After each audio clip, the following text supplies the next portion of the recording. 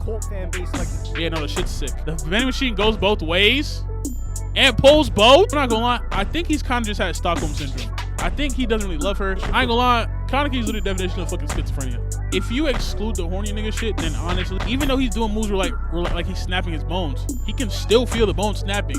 After a while, you just kind of get more used to it. You almost relive her getting tortured. What the fuck is going on? ReZero has literally... First off, this is a phenomenal show. This is a phenomenal show. Everything you would think a terrible isekai would have. A protagonist who doesn't care about his past. Check. A generic fantasy. Yeah, I'm not gonna lie. Episode 1, he literally... Glah, glah.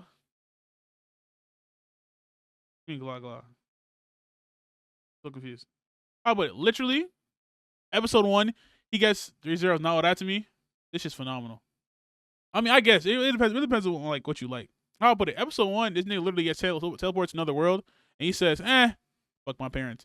Like I think he thinks about them one time. In all fairness, he literally constantly dies over and over and over again. So I guess he has more things to worry about than whether or not his parents are wondering if he's safe or not. But he's only thought about them once in the entire like show up to like what? See, I think it's like end of season 2 now. World with every type of species imaginable. So I mean, Check hey, a harem where crazy. there's a bunch of options, from a blue hair girl that is bound to lose to a cat girl that's a guy.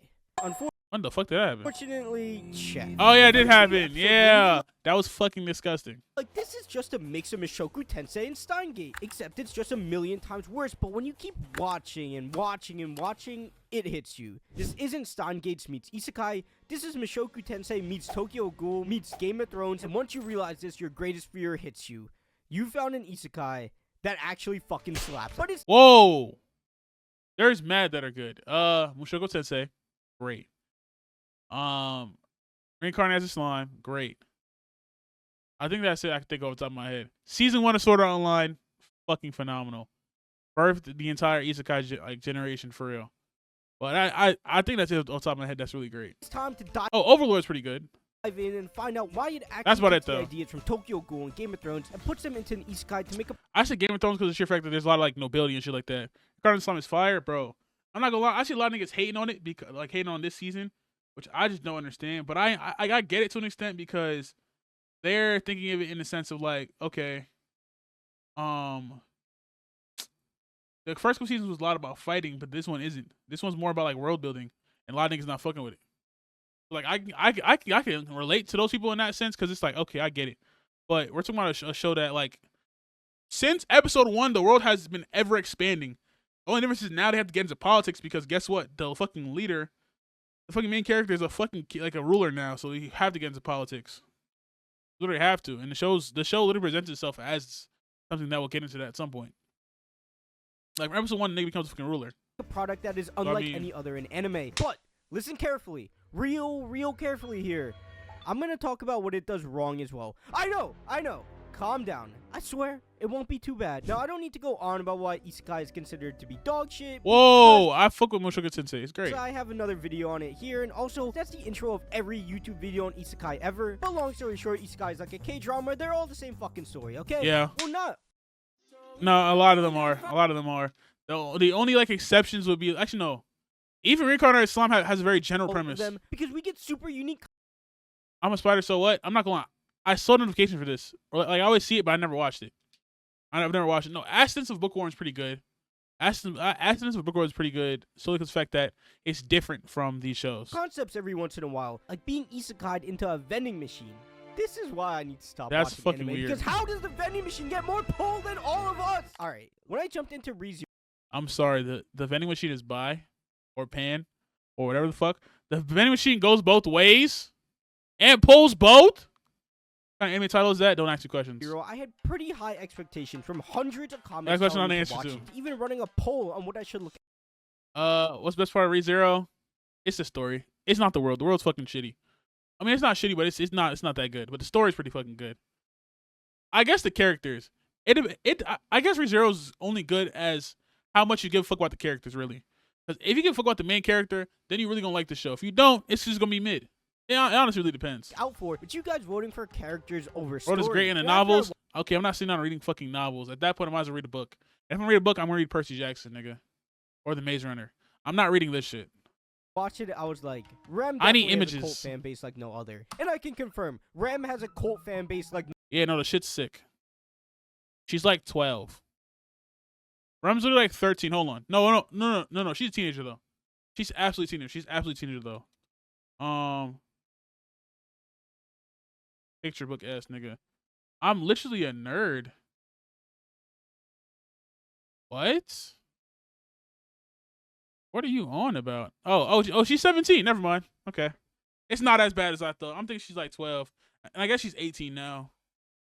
But it's still weird because we're talking like 40-year-old men. And aren't you a super walk? Yeah. Yeah, look at shit right here. Also, picture book, hold on. So, if I go to my bed, nigga, I will find more books than you've read in your entire life. Do not try me, nigga. I used to get made fun of by my teachers for reading too much. If you need proof, I will call one of the two niggas that I went to middle school with. And they will literally tell you I used to get in trouble in class for reading too much. No other. And if you guys I had my teacher put my goddamn book on top of the fucking skylight in this fucking room. Only watching ReZero for Rem, please get help. Talk and mental therapy to someone. Watch Dr. K, do something, and make sure to leave a like, subscribe if you wish Rem beat out Amelia. But seriously, when everyone's saying ReZero is the second best isekai, I went into it with pretty high expectations because many think it's better than Mushoku Tensei, most likely because of the lack of, horny but shit. Still, when I will say, ratings underrated, cannot lie. Bro, you ain't lying. I'm not gonna lie, I feel like if you exclude the horny nigga shit, then honestly, you hated her? I ain't gonna lie. I feel like there's justifiable to hate everybody. Because in all fairness, from birth, she's kind of just been like on some, the whole world's kind of been on some fuck you shit to her. So, I mean, I can understand her personality. You get what I'm saying? I get it. And for, what's the nigga name? For fucking Subaru, I'm not gonna lie, I think he's kind of just had Stockholm Syndrome. I think he doesn't really love her. He's just scared of fucking with anyone else because he kind of just died for her. No, she died for him. So he's kind of just attracted to that. He has feelings for her because she died to him. She died for him when he first got transferred into this world. So I mean, actually what it is. I was left shocked at the depth of the world, the complexity of the stories, how seemingly basic characters mirror many existing characters in the anime medium as a whole. And upon finishing it, I feel like ReZero could have been greater than it actually was if it leaned more into the Tokyo Ghoul and Game of Thrones side of the anime, and we're gonna get to that. But first, we gotta move I want Jack her too. She's a weirdo. Season 1, so you know what I mean. And while I was talking I don't know. I'm sure there is a lot of stuff. I will say, these niggas are some crash outs. Oh, shit get wicked for these niggas. Shit get real wicked for these niggas right here. I ain't gonna forgotten about ReZero, especially in Season 1 and how it would format it. For one, the intro episodes aren't anything that will leave you impressed at all. And to be honest, I would say it's by far the weakest part of the series. Nothing too special goes on, and it really leaves you thinking this was just another anime overhyped by the community because it does a really poor job of establishing the world. It doesn't introduce any plot lines that are going to leave you interested. And Subaru as a character is kind of just at first. You don't see anything on his prior life, and how he dies doesn't really make sense, and more than all that, he may just be the dumbest character in all of anime, and I don't mean in writing. I'm not gonna lie, I feel like the first couple episodes, I feel like it only interested in me because of the fact that nigga died and came right back, and asked no questions. Not to mention, bro, it's not even like he got turned into a cheat. Bro, he wasn't hit by a truck-kun. No one even knows how he died. He literally just walked outside the store with some groceries in his hand, blinked, reopened his eyes, and then now he's in another world and just didn't really ask much questions. He didn't freak out that much, to be honest. You know what I'm saying? There's dumb characters in anime. Nigga. Yes. Absolutely. He's dumb, though. For a main character, he's pretty fucking dumb. Like, I'm not gonna lie, there aren't many main characters as stupider than he is. Like, maybe, I say Luffy. Luffy's pretty fucking stupid. But I don't know if he's this fucking stupid.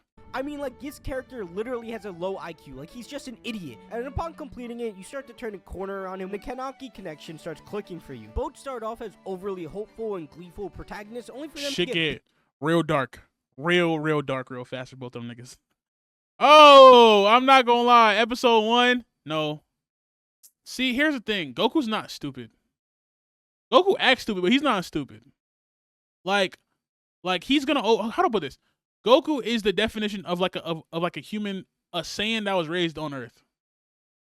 He's the definition of a Saiyan that was raised on Earth. He has like the Saiyan's natural drive for like wanting to fight, but he understands the consequences of that shit. He understands the consequences of it, but he still has that drive to fight. It's literally just in his DNA. So I wouldn't call him stupid. He makes dumb actions, but he's not stupid. Beat down time and time again by the story. And the principle is actually the same as characters like Boruto, Eren, Deku, and Itadori that are massively unlikable at the beginning of the story. Oh, I fuck with Eren episode 1.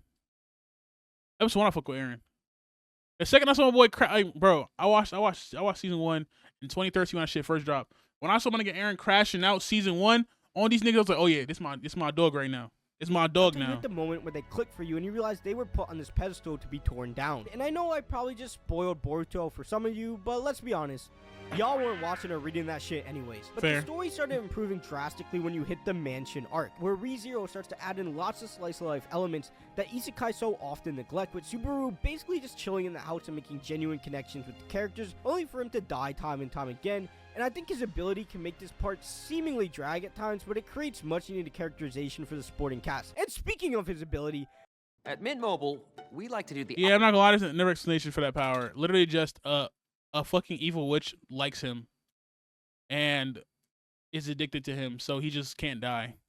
Naturally, Or they he's announced just they'd be raising their every time he dies, he just gets no he's fucking explanation whatsoever. revived, bro. Like, can you imagine someone who doesn't watch anime watching this? Why does he come back alive? What determines his save point? Why doesn't he just off himself more? I don't know. There's so many questions, and genuinely, being an anime fan, you're so used to shit like this, it doesn't even faze you. And honestly, if they never offer an explanation at all, it's fine, because we tout stories like Evangelion and Akira as some of the best in the medium, and let's be honest, they don't really make that much sense unless you do 4D mental gymnastics. Okay, I've never watched fucking he still feel pain when he dies. Oh yeah, no, for a fact. For a fact. Bro, I'm telling you, it's literally just evil witch fucks with him. And that's it. So every time he dies, he just reincarnates pretty much. He just presses a fucking rewind. I'm not gonna lie to you. That's really all it is. Nigga, like, but that's the same thing with like Kaneki though in Tokyo Ghoul. Even though he's doing moves where like he's snapping his bones, he can still feel the bone snapping. After a while, you just kind of get more used to it. To justify some of their weirder scenes. But as we see Subaru establish and re-establish his relationships with Rem, Ram, Emilia, and all the others in the house, we understand why Rem and Ram shout out are so Beatrice. loyal to Emilia, and it also creates this vagueness around Emilia's importance, and their trust in him is feels very harem-y, even for characters that aren't girls. If the girls are going to be obsessed with him, that's fine. If you want to go down that route, it's anime, it happens, you know what I mean? But Yeah, literally from Sugar once the Tensei. mansion intro arc is completed, the story progresses through the village. Actually, well, Sugar Tensei actually isn't that bad. I will admit, the L Shorty was predictable in that sense because she literally says that I wouldn't be surprised if you had different wives like when they first started dating. So that's not that surprising. But I will say and give them credit in the sense of they really had, you know what I'm saying, that his sister really ripped into him. I'm not gonna lie, his sister is the perfect foil of like the audience, where like they're like, but like this nigga is some shit, and like she really gives that question mark that the audience really has of why is this nigga constantly getting off. This is where things That makes ramp sense. up a lot. You have the full characterization of everyone involved. You do understand the tone established in the first few episodes is going to be consistent throughout the entire series, because they have no problem getting bloody. Like, holy shit, all of these characters can throw down, and with them saving the village, it shows the characters' depth. And it also shows their obsession with Subaru is far from the only thing about them, with Rem and Ram completely stealing all the shine of Subaru with the best written section of the series by far. And it's the moment that gets you invested in the world, but it also shows you that once again, despite how the show looks, there is super aggressive hierarchy throughout the world that hammers in real world themes of racism. This section also does establish something really important in the fact that Subaru has no problem killing himself, and I'll get into this a bit more later. This is why I fuck with this show. It gets, bro, I fuck with shows that can get real dark real fast. Like, I'm not gonna lie, shout out to Promise Neverland. Sad they only had one season, but that shit got real dark real fast, and I fucked with it. You know what I'm saying? I fuck with Mushoku Tensei because although Mushoku Tensei has like a lot of filler, like we're like it's like some lovey-dovey shit, life's life, and like world building.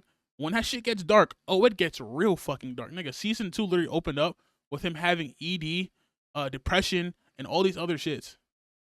They don't have 2 seasons. That second season didn't exist.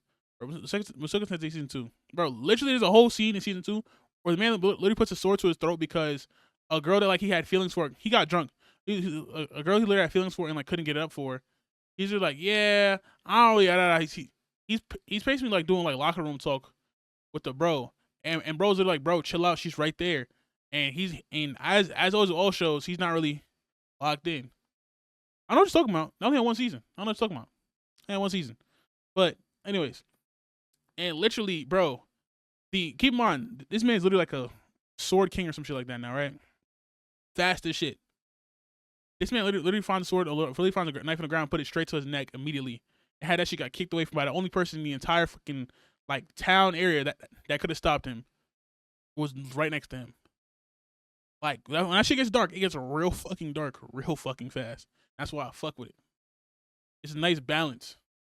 But this is one of my biggest problems in the series, and it also is where Subaru differs with Kaneki the most, but we'll get back to it. After Rem and Ram... Kaneki, I say it depends on what version of Kaneki, because like, original white hair Kaneki was on that type of time. He'll break his arms and legs real fast. Actually, that was his main skill set, was literally like twisting his arms to snap it back at you to make it stronger. But like, once you go into like, I say it's fucking horrible. Make you question who should be the leading female character of the series, we transitioned I ain't gonna lie, Kaneki's literally the definition of fucking schizophrenia. Period that really impressed me, but also could have been the next level. Ooh, depression induced schizophrenia. And drawn a lot more from the Game of Thrones aspect of the series. And that's the capital. Now, prior to watching ReZero, which, by the way, if you didn't realize, I have not watched Season 2, and I'm just making this off my knowledge of Season 1, which I just binged. Because the attention to detail to the politics in ReZero was honestly shockingly good to see, and Isekai actually put that much effort into the world and its dynamics. You see, where ReZero differs from Mushoku Tensei is the fact that ReZero is a story of a realm in a world, and we just see it played out through the eyes of Subaru. But Mushoku Tensei, on the other hand, is a full story about Rudis redeeming himself, and the world has stuff going on beyond Rudis. But make no mistake, everything revolves around him. And it does revolve around him, but there's definitely episodes where he's not even the main focus. There's definitely episodes where like he doesn't matter that much to the plot. It's around him, but it doesn't matter that much. But what he doesn't matter wholly to the plot in certain episodes. In ReZero, everything that happens is through. I've been watching this video for 18 minutes, and I've only gone through 6 minutes of this shit. His evolution. But in this section of ReZero, the ceremony to determine the next ruler is where ReZero ascended to a place that you didn't think the anime was going to get to. Where there's a bunch of things going on, where Subaru, Amelia, Rem, and honestly most of the royal candidates and the knights reach a level of depth that you were never expecting. But although they do have layers, there could have been even more to them. The dialogue was better written, and I remember these three. I remember her being a bitch, but you can tell that from the freaking costume. I remember her being young as hell. I don't really remember her. I think that Subaru struck a deal with her to like fucking fight a white whale or some shit like that. It was like Game of Thrones, where characterization can happen with simply 1 or 2 lines. That would make this section even more complex, but also much better written. I don't think anyone needs to go out of their way to explain how lazy and shit and despicable isekai writers are when it comes to side characters, with half of them just being oh my god, some of them are so bad. Some of them are actually so bad. Like, I'm not gonna lie, I'll see isekai and I'll literally watch it just because I know it's a trash anime and I'm bored. Plot devices or mindless love interests, but ReZero does not have that issue. Every single character is taking subtle actions to position themselves better. Although the Game of Thrones comparison may seem crazy, it actually does make sense. And in a lot of ways, with I don't know how to pronounce her name, taking every action to work in her own best interest, to Anastasia being the predecessor to that classroom of the lead character, to our boy Reinhardt being a cool knight that actually isn't evil. Yeah, I think. To even Amelia wanting equality for all, which makes sense considering her past. And then finally Priscilla, who is a fantastic... What the fuck is going on? What in the Quentin Tarantino is happening here? What are you doing? Jesus. But beyond the fact that politics matter, even if in weird ways, it's where Subaru actually starts feeling like the main character for once, and he fucking loses it. And honestly, as sick as his... Yo, those are nice. I feel like the best part about like Subaru's deaths is his reactions afterwards, because he's constantly trying to like explain what's going on, but he can't say that, oh, I know this because I died, because if he does that, he's gonna get strangled to death by his own power.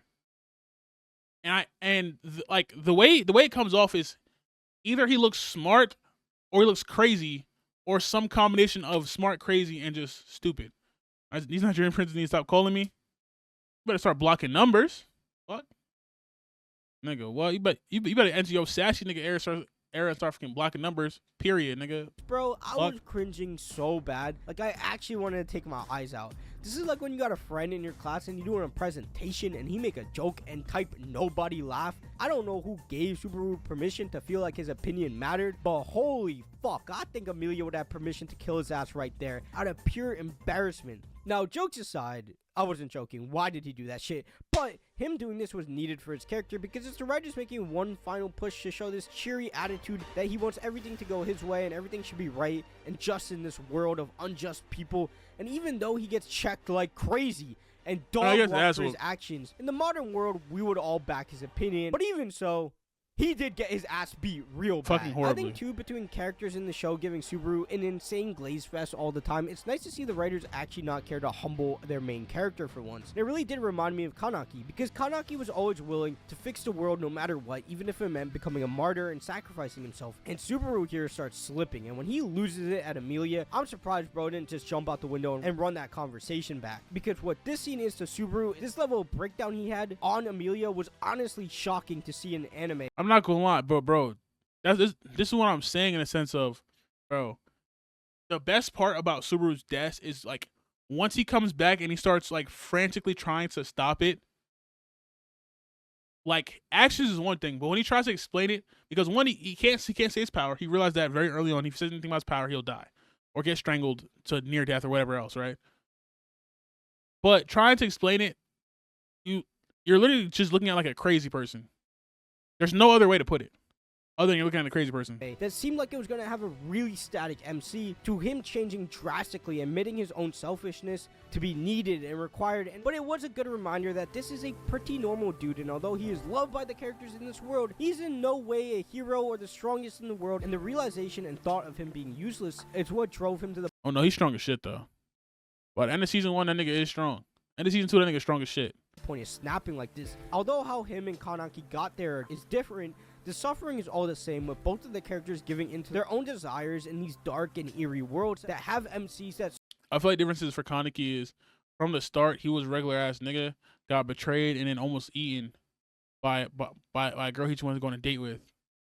Then became became essentially a monster who has to eat people to survive. Then after realizing, damn, I don't have to do that, he literally got kidnapped and tortured in the worst way possible, because and the worst part about it is he healed constantly.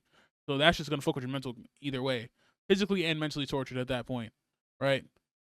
Because at the same time as he being physically tortured, you got fucking that fucking purple haired chick in his fucking, it's the part of his brain from that little fucking liver that he got from her, talking her shit in his ear. So the real difference is the nigga's just seeing shit constantly fuck up, and he's the only one that can survive it, and he can't talk about why he knows things. He just has to say shit. So he's just kind of being constantly looked at as, oh, you're fucked up. Well, having to go through all this fucked up shit on his own. But he also cares enough to try and help other people. So I mean, it's similar but different. Suffered time and very time different, but again. similar. But I don't think any scene in all of anime mirrors Kaneki's torture scene like when Subaru is prisoner. And he's slowly seeing Rem get tortured in front of him, and he's forced to watch. And the voice acting performances here really do sell the madness going on in the scene. Like I said, when shows get really dark, they get really fucking dark. Most watching thought Rem had died, and that made sense in my head, because I don't know how you survive this. Because, you know, you see this and you think she's dead. And you kind of knew at some point Subaru was going to die, but it was still a hard watch. But no. It got worse. Like, it got much, much, much worse. She survived somehow. When you see her crawling towards Subaru, you almost relive her getting tortured, because you're actually like, holy shit, she is still in pain right now, and she was never put out of her misery, and her still being loyal to Subaru after everything. After all that, it's just like, dog. Look. Girl debates are weird. They're dumb. They're very cringy, anime kid-esque. But at this point, the writer is like, yeah, I'm gonna make the best written character in the whole fucking show the side piece. Like, what? And after all that, Subaru heals with a conversation with Rem again, and it really did feel like a moment where Rem may actually become the main female character. But nigga, bro, I'm not gonna lie, worst part of this, nigga literally lives out a whole fucking fantasy in his head of, damn, we could really be together forever, and still decides to go down the worst path possible. Then she says she's alright being the side piece, and that sounds a whole lot like something else that just happened in Isekai. But I don't think you guys want a whole massive analysis on this moment, because let's be honest, from Rio's edits to YouTubers, I'm sure this scene has been talked to death. But my short thoughts on it are that this was probably one of the top 5 scenes in all of season 1, carried by a voice acting performance for the ages, with the best written dialogue of the show. And when taken at face value, it's something that can relate heavily to most people, especially people watching that have goals and ambitions without knowing how to get there. And not get all ooh, cringy, relatable, look at this fat ass show. That's what I'm at right now. But your takeaway from that's this you? should be to pursue Again. your dreams and ambitions to the fullest extent while staying true to yourself and not forgetting why you started. Take it from me. I have another anime channel with over 100 videos on it, and the highest one only being 20k views. Trust me, sometimes you will lose the plot, and this scene is directly telling you to stop rolling in your own self-pity and get up and get after it.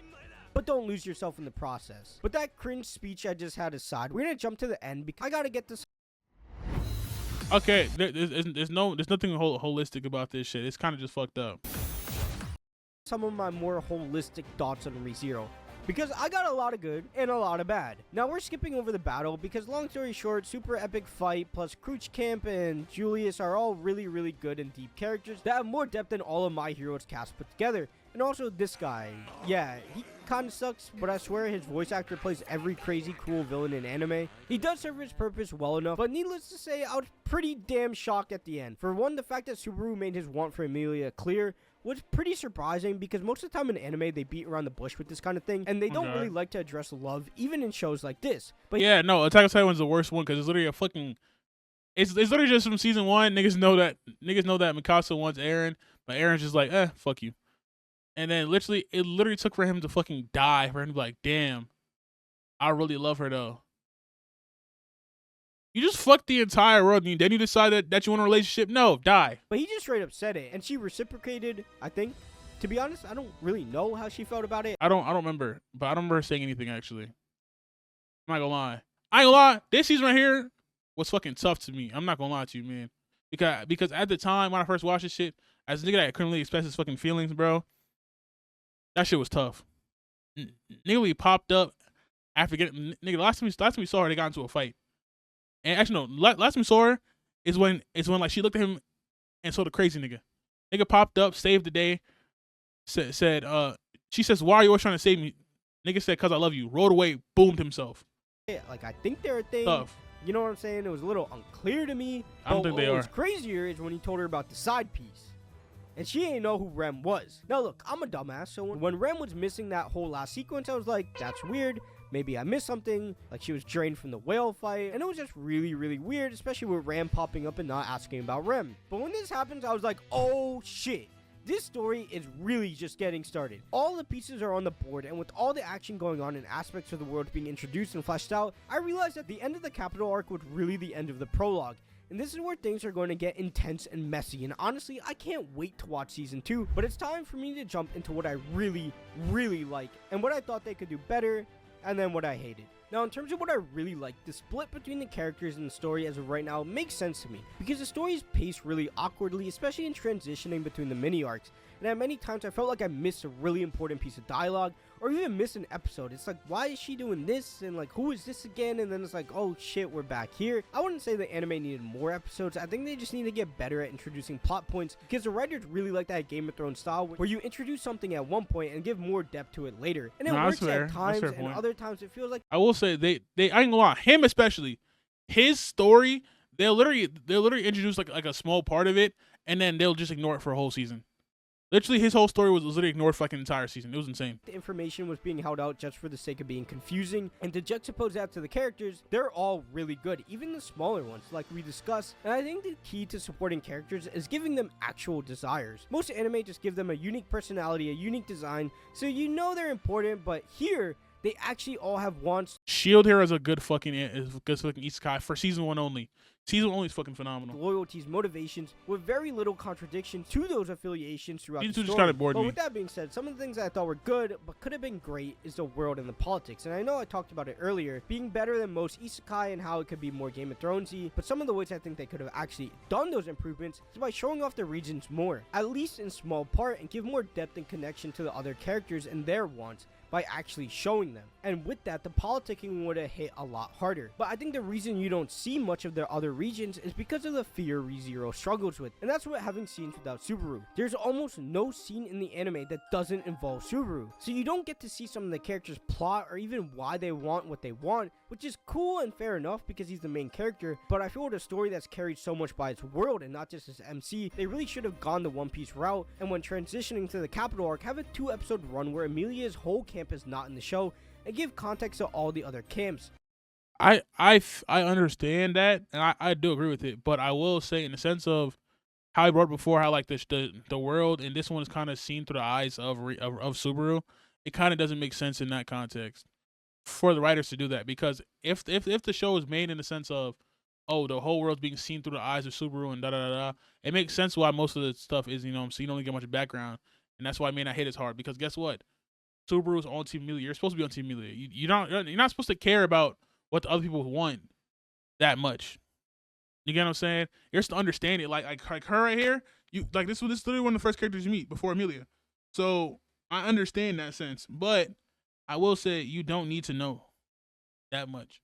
I mean, I understand what he's saying, but I also understand why the writers might not do it like that. While they convene in the capital, and this is a technique balanced perfectly in Game of Thrones in terms of having rotating characters, and something that would easily take in the world and politics from good to great. Now to what was bad and what I didn't like, and it's Subaru and his ability, and it literally just makes no sense in any capacity, and maybe the explanation for it will come together, but I finished the whole season and I don't think an explanation has been foreshadowed. There's no inclination Actually, how this dude saves or why he's coming back, and honestly with anime sometimes you need to lay your arms down and say it is what it is, but what makes his ability even worse is how inconsistent he is when he uses it. And like I said earlier, this is where he differs from Kanaki the most. You see, sometimes when he dies, he freaks out, and other times he dies and he has no issue with it at all. So there's real vagueness in how much he's affected by his own death. If he's fine killing himself, a lot of his decisions make no sense. Like when he was trying to gather his allies and he said the wrong thing when he was trying to get her help, and she rejected because of what he said. Why not just kill yourself and run the conversation back and get... How I put it? I feel like the show may not portray it well, but okay, the foot being on screen is insane, but I feel like he does care about it, or like it does affect him, but in certain scenarios he understands that he has no choice. If it's just a conversation that got messed up, that is what it is. That just is what it is. If it gets too bad, he'll probably restart. But in a scenario where like he offed himself, everything got cooked, so he kind of just had no choice but to say, all right, I'll just take the hit. And you can tell by like the expression on his face, he's still not cool with it, but he knows that that's the only way around everything being cooked to the point of no return. I'm assuming if like in this scenario, he cooked all the conversations at once, then he might have been like, all right, I don't got no choice but to press that rewind button. You know what I mean? Get your desired outcome. Because dog, if it was Kanaki, that dude would have ended himself over 100 million times to get what he wanted. That's just how he's built. But Subaru not wanting to use his own ability sometimes, but other times he does want to use his ability, it gets you sitting there like, what is really going on? And like, why is he not just covering up all his fuck-ups? But anyways, to my absolute least favorite part of the show, and that was the editing, directing, and art style. Now, just to be clear, the animation is very nice. No problems there. The CGI background characters are whatever. It doesn't bother me that much. But in intense scenes like this conversation with Rem, we get these awkward crossfades and flashbacks when the scene should just hold between the two of them. And it's really, really awkward. And hey, I'm a Naruto fan. I don't care about flashbacks that much. But holy shit, dude. There's some really hype and emotional scenes that get ruined by these weird decisions to just flash to random shit on the screen. And the directing isn't terrible, but I feel like in the 2020s... No, that was tough. I fucked with that scene because he just got packed up. Puck wasn't fucking with shit. He was like, oh yeah, you just gotta go. There's been this huge shift of having more pointed direction, even in plain old anime episodes, and not just movies. And with ReZero coming out in 2016, I guess you can give them a break. And to the art style, I don't know what everyone's take on this is, but I do not like it. I understand there's a contrast because it's a lighthearted art direction with super dark scenes, but nah, it does not work for me. It just feels weird, and I would have much rather preferred something with crazy shadows, deep outlines, and dynamic lighting that puts insane emphasis on night versus day, and maybe that's just a taste preference for me. With that being said though, ReZero did exceed my expectations. I feel like Mushoku Tensei is a perfect like balance of that, because it's really light, except when you don't want it to be. And the scenes where it needs to be light is like, bro, season 1, like his first time doing magic with like the spin shot, fucking perfect. That right there is really what got me hooked on the show. Like, oh yeah, this is fucking beautiful. Animation, art style, beautiful. But when they need to show something getting really dark, they do that shit really fucking well. Hence, aka like Paul's death, no spoiler, was fucking phenomenal.